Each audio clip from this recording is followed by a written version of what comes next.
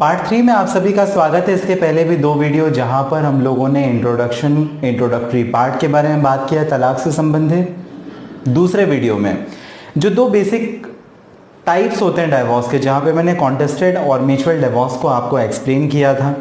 एक बहुत ही ज़रूरी बात, जहां पर जैसे शादी होती है, शादी के बाद में ऐसा नहीं कि आप बेवजह का तलाक ले लें, कुछ ना कुछ कारण होना चाहिए।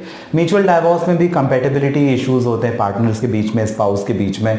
और जो कॉन्टेस्टेड डिवोर्स है, कॉन्टेस्टेड डिवोर्स में तो बहुत सारे ग्राउंड होते हैं, जैसे मान लीजिए cruelty, adultery, leprosy, venereal diseases या renunciation from word.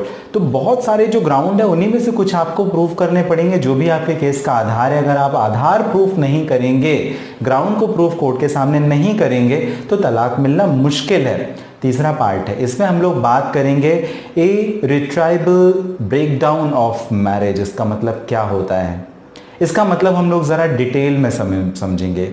Irrevocable marriages भी कहा जाता है, इररिवोकेबल ब्रेकडाउन भी कहा जाता है। आखिर इसका क्या मतलब होता है, ज़रा इसको हम लोग इस वीडियो में समझेंगे कि क्या अर्थ है इसका, क्या मतलब है इसका। नए हैं ज़रूर सब्सक्राइब कीजिए ऑनलाइन लीगल एडवाइस। तीसरा पार्ट है, 2 वीडियो पहले के देखिए। इसके बाद भी 4-5 वीडियोस और आपको मिलने वाले हैं, जहां पर डिवोर्स के स्टेप बाय स्टेप में आपको प्रक्रिया और भी महत्वपूर्ण कुछ हाई कोर्ट या ऑनरेबल सुप्रीम कोर्ट माननीय सर्वोच्च न्यायालय के जजमेंट के बारे में मैं बात करूंगा।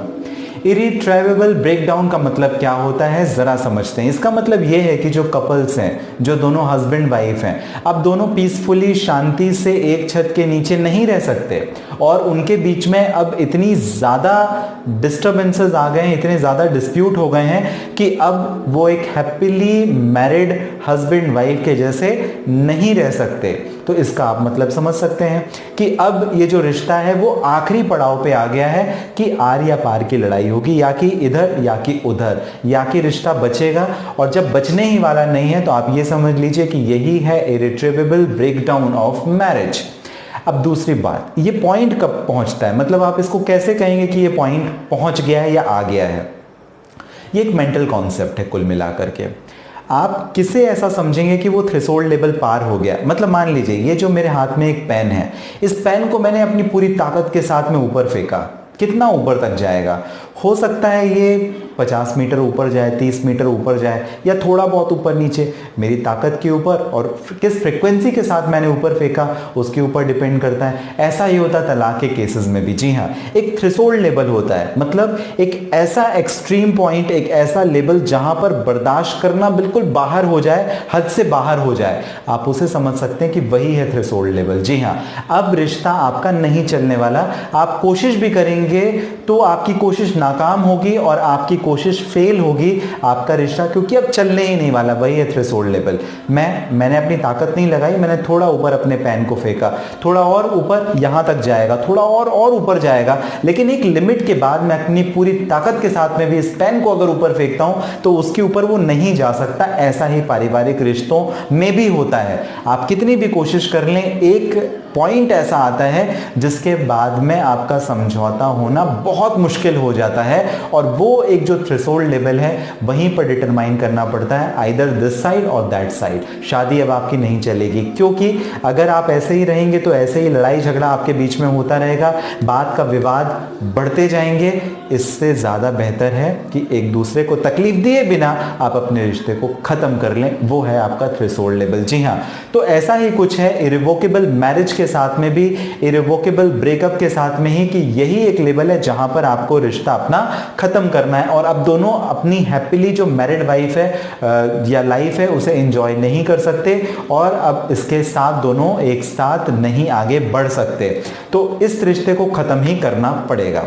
एक्स्ट्रा मैरिटल अफेयर, कई बार ऐसा होता है कि पति पत्नी बर्दाश्त कर लेते हैं, मालूम चल जाता है, एक दूसरे को मौका दे देते हैं, लेकिन कई बार पता चलने के बाद में, क्योंकि ऑपोजिट स्पाउस के वो दिमाग में बैठ गया है, पति या पत्नी के दिमाग में बैठ गया है, तो क्योंकि वो जो आपका अफेयर है ना, वो आपको दिन रात 24 घंटे उनके दिमाग में ऐसे घड़ी की सुई की तरह चलता रहता है, तो इस वजह से अब वो रिश्ता चल ही नहीं सकता आगे, कई बार छोड़ भी देते हैं। तो डिपेंड करता है आपकी मेंटल लेवल कितनी है, आप कितना ज़्यादा टॉलरेट कर सकते हैं। तो काफ़ी चीज़ों को अगर इंक्लूड करे जाएं तो अगर म्यूचुअली आप जा सकते हैं तो बेस्ट है, नहीं तो कॉन्टेस्टेड डिवोर्स के लिए आपको जाना पड़ेगा, मेंटल क्रूएलिटी का ग्राउंड लेना पड़ेगा, या कोई और भी ग्राउंड आप ले सकते हैं। तो मैंने थ्रेशोल्ड लेवल से आपको एक्सप्लेन किया कि इरिवोकेबल मैरिज ब्रेकअप का क्या मतलब होता है और इरिटेबल ब्रेकडाउन का क्या मतलब होता है। मेरे ख्याल से आपको समझ में जरूर आया होगा और इसी लेवल को आप हमेशा ध्यान में रखें। कोई भी छोटा मोटा लड़ाई झगड़ा आप ये ना समझें कि आपका अब अंतिम पड़ाव आ गया, आपका तलाक आ गया। आप हद से ज्यादा और ज्यादा बर्दाश्त करने की कोशिश करें,